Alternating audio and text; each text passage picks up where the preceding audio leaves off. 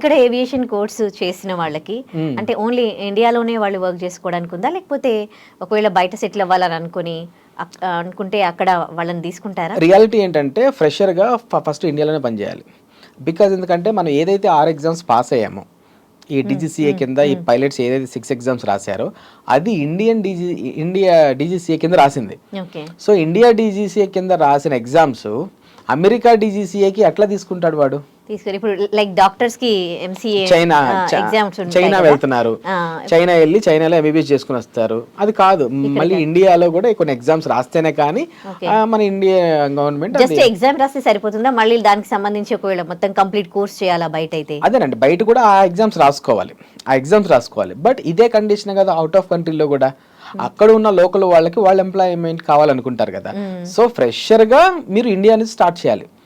And then మీరు after getting some experience ఆటోమేటిక్గా మీరు అవుట్ ఆఫ్ కంట్రీస్కి వెళ్తారు. బట్ ఫ్రెషర్గా మాత్రం ఏ కంట్రీకి ఆ కంట్రీ మాకు మాకు సంబంధించిన కంట్రీ పీపుల్కే ఎక్కువగా మీరు ఛాన్సెస్ ఇవ్వాలి అనేది ఒకటి ఉంటుంది వెనకమాల. కాబట్టి సో బయట అంటే ఫ్రెషర్గానే మనం బయట కొట్టాలి అనేది మాత్రం ఫీల్ అవ్వద్దు.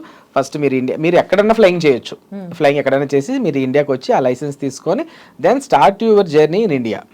అబ్రాడ్లో వస్తుంది, నేను చేపిస్తాను అది ఇది అని కొంతమంది బ్రోకర్లకు కబుర్లు చెప్తారు, కానీ అస్సలు మీరు వినాల్సిన అవసరమే లేదు. ఇక్కడ ఏమవుతుందంటే ఇప్పుడు ఈ ఫ్లయింగ్ గురించి కానీ ఈ థియరిటికల్ క్లాసెస్ గురించి కానీ అండ్ వీటికి సంబంధించిన ఇది health like class 1 class 2 medical సంబంధించింది కానీ.